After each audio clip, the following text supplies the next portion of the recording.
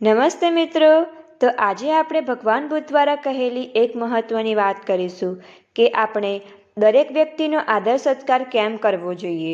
તો તમે તેને અંત સુધી નિહાળજો. તો ચલો જાણીએ આદર સત્કાર કેમ કરવો જોઈએ. કામના સ્થળે સફળ થવા માટે થોડી પદ્ધતિ છે. એ વિશે વાત કરવી મને એટલા માટે યોગ્ય લાગે છે કે તમારું વલણ ઉપરી અધિકારી અને તમારા હાથ નીચે કામ કરનાર વ્યક્તિઓ વચ્ચે તમારા સંબંધો કેવા છે અને પરસ્પર એની અસર કેવી પડે છે એના ઉપર આધાર રાખે છે. પહેલું એ વિચારો કે તમે તમારા નિરીક્ષકો અથવા ઉપરી અધિકારીઓનો આદર કરો છો કે નહીં. હકીકત એ છે કે લોકો કામ ઉપર સફળ થતા નથી કારણ કે તેઓ તેમના ઉપરી અધિકારીઓનું ભાગ્યે જ માન રાખતા હોય છે. તમારા નિરીક્ષકો અને ઉપરી અધિકારીઓમાં માનવીય અપૂર્ણતા, મર્યાદાઓ અને નબળાઈઓ હોઈ શકે. ઘણી વસ્તુઓ એવી હોય છે કે તમે એમના વિશે પ્રશ્નો શોધી શકો છતાં તેઓના અન્ય પાસાઓ વખાણવા કે કદરને લાયક હોય. એમને જે પદવી ઉપર મૂકવામાં આવ્યા છે તે તમારી કંપનીમાં જે ઊંચી પદવી ઉપરના બીજાઓએ તેમને વિચાર કરીને મૂક્યા હોય છે કેમ કે તેમના કામમાં તેઓ સક્ષમ હોય છે.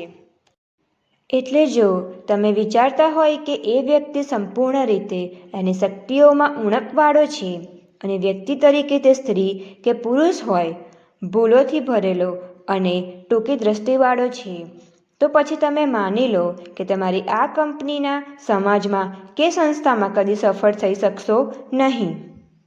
જો તમારા નિરીક્ષકોના તમે સારા અને ખરાબ મુદ્દાઓની યાદી બનાવો અને જ્યાં સુધી સારા મુદ્દા વધારે છે ખરાબ કરતાં એ શોધી શકશો નહીં તો પછી ઉત્તમ રસ્તો એ છે કે તમારે ત્યાંથી સમેટી લેવું જોઈએ. કારણ કે આ કંપનીમાં તમારી સફળતા નહીવત છે એટલું કહી શકાય. વ્યક્તિએ તેના ઉપરી અધિકારીને માન આપવું જ જોઈએ. જો તમે સફળતાની આશા રાખતા હોય તો એટલું જ નહીં પણ તમારી નીચે જે લોકો કામ કરે છે એમને પણ પ્રેમ કરવો જરૂરી છે. તમારાથી નીચે કામ કરતા હોય એને પ્રેમ કરવો એટલે શું? પહેલું તો એ છે કે એનો અર્થ તેમની શક્તિઓ સુધારવા માટે મદદ કરવી અને તેમની નબળાઈઓ માટે તેમને ચેતવવા કે જાગૃત કરવા. તમારાથી નીચેની કક્ષાના માણસો સાથે સંપર્કમાં આવવાની તક તો કોઈક જ વાર મળે, પણ ઊંચી પદવી ધરાવતી વ્યક્તિની જવાબદારી છે કે તેઓ પ્રશંસાપાત્ર અને સારું કાર્ય કરવા કાબેલ છે તે પુરવાર કરે.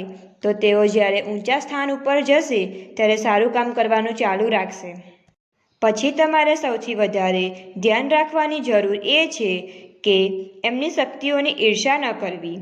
કેટલાક લોકોની વૃત્તિ હોય છે કે કોઈ કુશળ વ્યક્તિ એમના હાથ નીચે કામ કરતી હોય ત્યારે તેની અદેખાઈ કરે છે.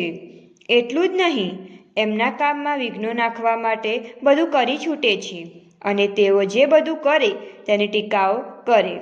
આ જાતની વૃત્તિથી નીચેના માણસોને સફળતા પ્રાપ્ત કરવામાં દેખીતી રીતે અવરોધો ઊભો કરે અથવા અટકાવે. જેઓ અન્યનું આ રીતે મૂલ્યાંકન કરે છે તેઓના વિકાસમાં આવી વર્તણૂકને કારણે અડચણ ઊભી થાય છે. જે લોકો સાચી સફળતા પ્રાપ્ત કરે છે તેઓનું વલણ બીજાઓની શક્તિને પ્રેમ કરવાનું હોય છે. જેમનામાં શક્તિઓ છે એવી એમનામાં નથી એવા લોકોને તેઓ ચાહે છે. જેમના ચારિત્ર્યમાં આવા આશ્ચર્યકારક પાસાઓ છે તેમને તેઓ ચાહે છે અને આ લોકોને એમનો વિકાસ ચાલુ રહે એમાં મદદ કરવાની હોંશ હોય છે.